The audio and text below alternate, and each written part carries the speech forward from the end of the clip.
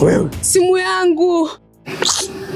Wewe mali yako hii. Unaijua hii wewe? Unaijua hii? Kaka namba simu yangu.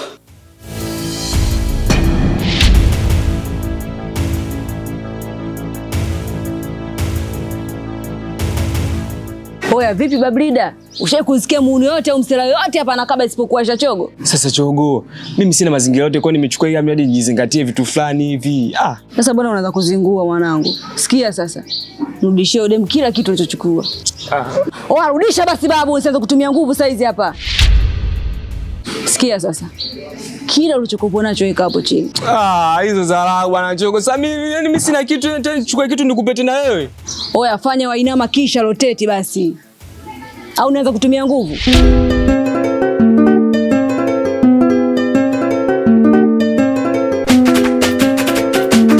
Toa kofia.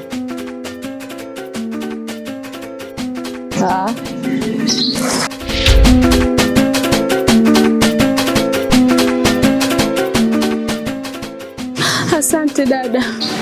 Unasemaje? Unavoniona hapa mimi dada au sio? Unaanza kuzingua na wewe? Au nimrudishe yule anza kukaba, si ndio? Asante kakaangu. Wewe fala nini? Tembea, tingisha nyashi hiyo.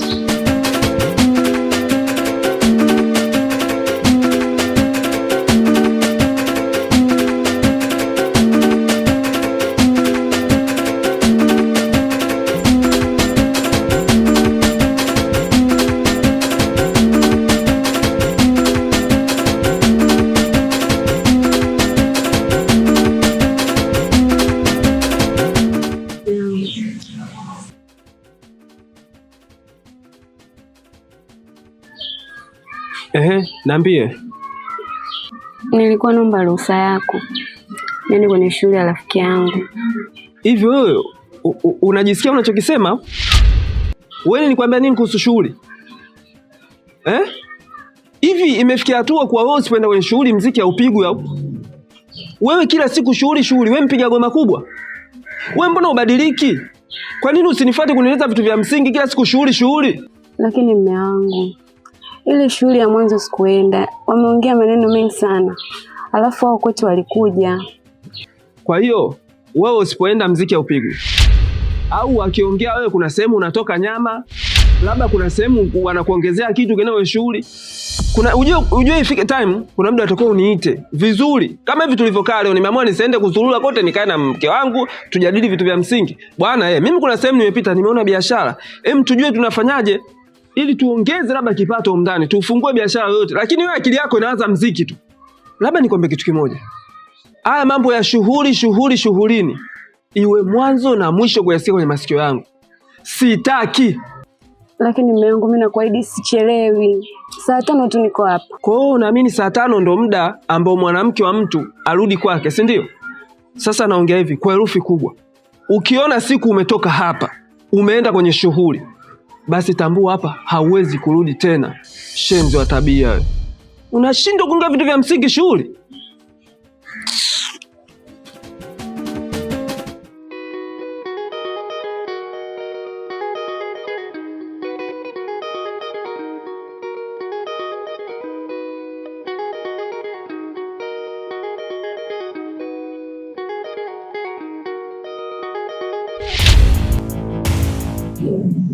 Toka ofisini kwangu. Toka ni ndani. Nakwambia toka ofisini kwangu. Toki, ndo nimefika hivyo. Utakachokula ndio hicho utakula. Ukishinda na mimi nitashinda hivyo.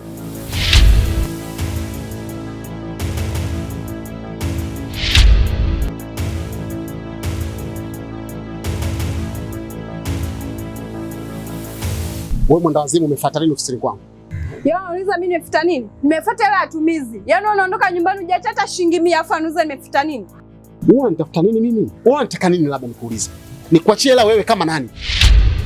Nimeshakwambia una maisha yako na maisha yangu. Nalala chini unalala kitanda, nikupe hela kama nani? Unalala na mimi? Unaompa mapenzi ndio atakupa hela matumizi, mwenda wazimu wewe. Fanya unachokifanya. Naomba hela matumizi. Mimi bado ni mkeo tu ajeshi na makosa na nini? Nahitaji hela matumizi. Wewe usitaki kunijazia mzi hapa ofisini kwangu nikaonekana mbaya na kunyanyasa. Na kuomba uondoke. Baba mimi siondoki hapa. Ndio nimefika. Naomba hela matumizi nitoke. Hiyo sababu unaitafuta wewe. Unashindwa kuacha hela matumizi nyumbani? Paka tufuatane hapa kama watoto. Naomba hela matumizi niondoke. Sasa ndo pige kelele watu wakusikie, mbona unajifanya mwandawazimu? Najua wewe ni mwandawazimu, usidhihirishe basi kama ni mwandawazimu mbele za watu. Ngoja tukatoke tudhihirishe kama wewe chizi. Wewe vipi wewe? Wanaume wengine bana, unaondoka hata ya tumizi uachi. Sawa, nimekuelewa, nakuja huko nyumbani. Nitakuletea hiyo pesa nyumbani. Najua hiyo. Haya maneno hata kwenye kanga hayakosi. Wewe kama unataka niondoke hapa, naomba hela niondoke. Yaani kuishi na wewe mtu bora achukue jiwe aliweke ndani, anaweza kaishi nalo vizuri kuishi na wewe mwandawazimu.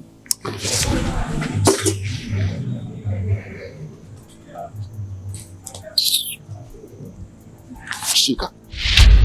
Nimekupa, sijakupa kwa mapenzi. Yaani nimekupa kama mfanyakazi wangu wa ndani au maskini nimekusaidia. Una njaa. Utajua mwenyewe, ni maskini niwe ni, lakini hela umeshatoa. Bwana nenda bwana wewe, si ushapewa hela, toka hapa. Sawa natoka, lakini mwendo ndio huu, usipotoa tumizi na ganda hapa. Muone vile.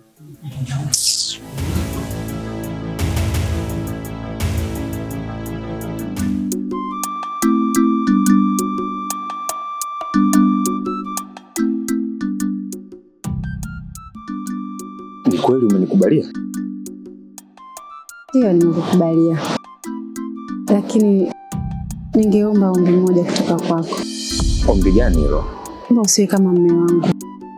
Maana mume wangu alikuwa ananipenda sana. Lakini tangu alivyoondoka amenisahau kabisa. Tafadhali naomba usiniumize. Unajua siamini. Yaani kitambo unajua nakufuatilia. Muda mrefu nilikuwa najaribu kukuelezea hisia zangu. Lakini sikulaumu kwenye hilo, kwa maana wakati ulikuwa hujafika. Na siku zote mwenye nia ya dhati ama nia njema, basi Mungu yuko pamoja naye.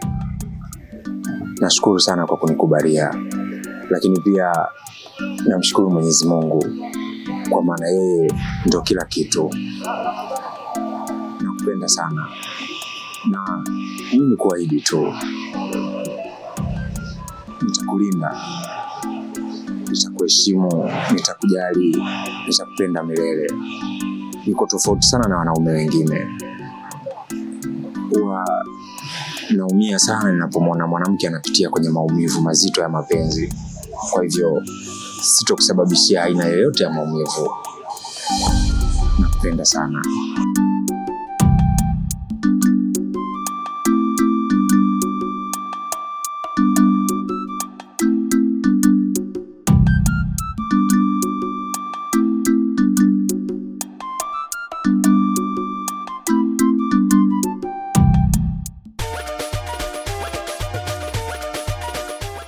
Mpenzi wangu, mimi kuna swali nataka nikwambie. Sasa sijui kama utalikubali au vipi, lakini ningependa kukujulisha madi baadaye sije kama mambo mengi ukanifikiria vibaya. Sikiza kwanza. Mbona kama hivyo? Yaani unavyoanza kusema hivyo tayari nasikia kama radi napiga kwenye moyo wangu. Unajua nini mke wangu? Mimi nakuita mke wangu kwa sababu yani mimi na wewe yani unaelewa kindakindaki moyo wangu umekita wapi.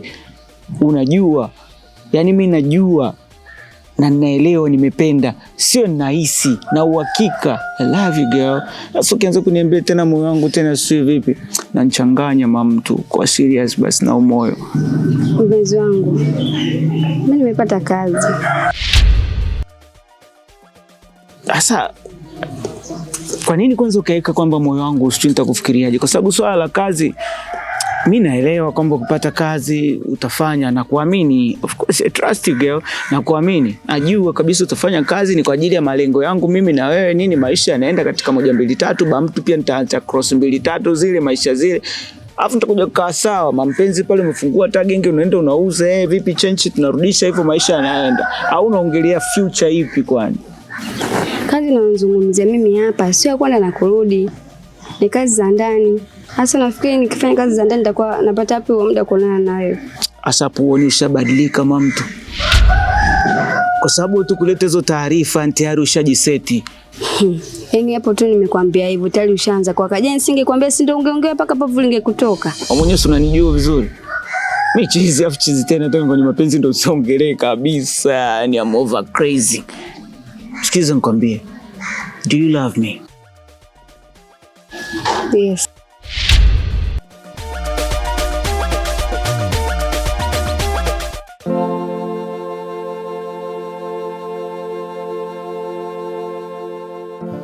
Chogo, mimi nimekuita hapa, kuna kitu ambacho ninachotaka nikwambie. Yaani moyo wenyewe unanisukuma nikwambie, lakini mdomo unakataa kufunguka na kuongea. Yaani najikuta siwezi tu. Wewe nipangilie mwanangu, kama kuna dili nje ndio tukapige sasa hivi. Alafu sijali kuhusu chochote kile kitakachotokea, maana uko na sterling hapa. Kwa hiyo niambie iko mtaa gani hiyo?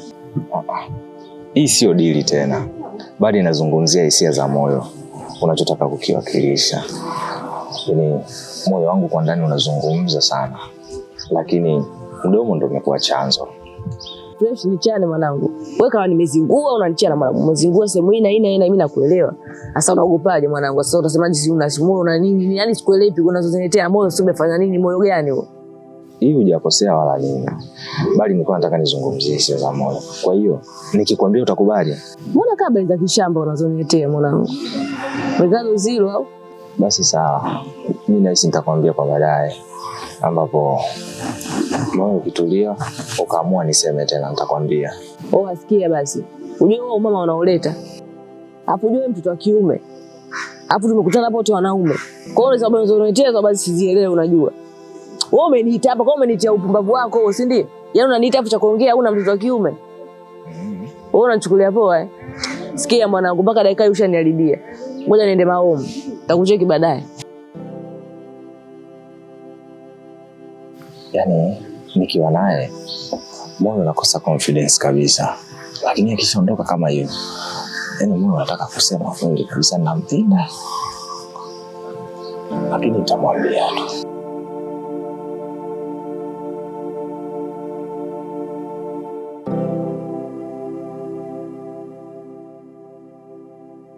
Karibu mume wangu. Asante mke wangu.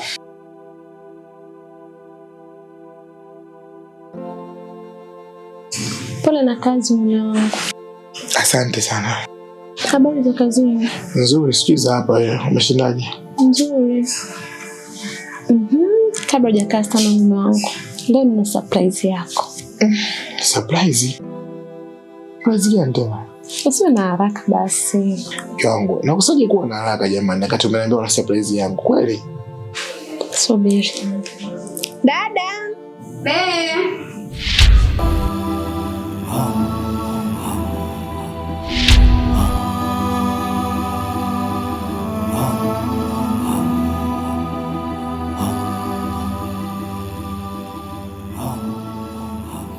Mume wangu. Na hii ndo surprise yenyewe.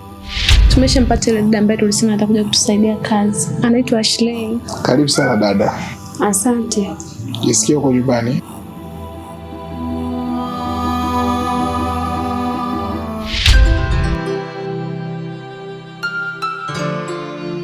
Shoga yangu, sijui hata nianzie wapi kukueleza.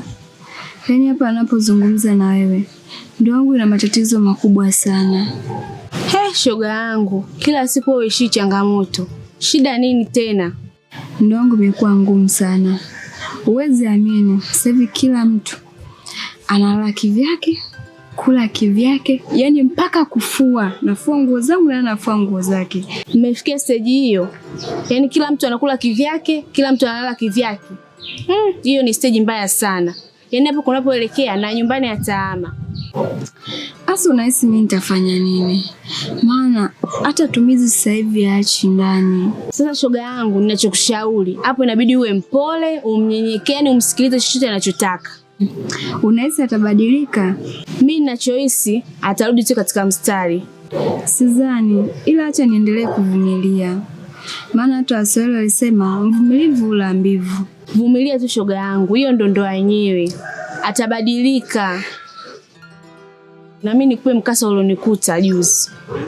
Mwenzao katika pita zangu. Nisikabwe. Na nani tena? Yaani hapa ninapokuambia ningekuwa mpaka sasa hivi sina mawasiliano, sina kitu chochote. Bahati nzuri akatokea kuna mdada mmoja ni kama tomboy hivi, ndo akanisaidia. Aisha tomboy. Ndio huyo shoga yangu alinisaidia. Ikaje? Sijajua lakini ndo alitokea akanisaidia. Nikapata simu yangu na nikaondoka. Wewe bwacha kwanza. Yaani Aisha tomboy amekusaidia wewe baada ya kukabwa? Na wasiwasi na wewe mtu aliyekusaidia. Huenda kuna jambo lake analihitaji. Mimi nachojua simu yangu nimepata na nikaondoka. Kwa hiyo kama mipango yake sijui.